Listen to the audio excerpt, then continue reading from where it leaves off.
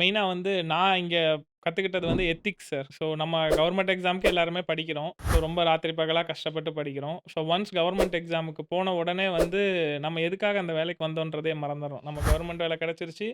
நமக்கு வந்து 31ஆம் தேதி ஆனா சேலரி வந்துரும். அப்படியே ஜாலியா இருக்கலாம் அப்படின்னு வந்து நெனைக்கிறோம். பட் நம்ம ஒரு கவர்மெண்ட் சேலரி வாங்குறோம். அந்த சேலரி வந்து பீப்பிளோட டாக்ஸ் மனி. ஸோ இப்ப என்னோட ஆஃபீஸ்ல என்னோட டெப்டி சீஃப் இன்ஜினியர்ஸ்ல கணேஷ் சார் இருக்காரு. ஸோ அவரு எங்களுக்கு அடிக்கடி சொல்றது. ஸோ வொர்க்ல வந்து எத்திக்ஸ் தான் ரொம்ப முக்கியம். ஸோ நம்ம வந்து பீப்பிளோட டாக்ஸ் மனிய வந்து வாங்கும் பொழுது, நம்ம வொர்க்குக்கு வந்து ரொம்ப உண்மையா இருக்கணும். நமக்குன்னு ஒரு ரெஸ்பான்சிபிலிட்டி இருக்கு. நம்மள எல்லாமே பண்ண சொல்றது இல்ல. ஸோ ஒவ்வொருத்தருக்கும் ஒரு ரெஸ்பான்சிபிலிட்டி இருக்கு. அந்த ரெஸ்பான்சிபிலிட்டிய இன்னொருத்தர் சொல்லி தான் நம்ம செய்யணும்னு இருக்கக்கூடாது. அந்த ரெஸ்பான்சிபிலிட்டி இது என்னுடைய வொர்க்கு. இத நான் தான் பண்ணணும். இந்த வொர்க்க நான் இப்ப பண்ணேன்னா, இதனால நாளைக்கு என்ன வரும்? ஃபோர்காஸ்டிங்கா. ஸோ அதுதான் ஒரு டெக்னிக்கல் பெர்சனோட இது. நார்மல் ஒரு கிளரிக்கல் ஸ்டாஃபோ, இல்ல ஒரு லேபரோ வந்து அத திங்க் பண்ணணும்னு அவசியம் இல்ல. பட் ஒரு என்ஜினியரா நம்ம உள்ள போகும்பொழுது, நம்ம ஃபோர்காஸ்டிங்கா திங்க் பண்ணணும். நம்ம வாங்குற அந்த ஒரு சேலரிக்கு நம்ம ரொம்ப உண்மையா இருக்கணும் சார். எத்திக்ஸ் ரொம்ப இது பண்றது. அது நான் இங்க கத்துக்கிட்டது.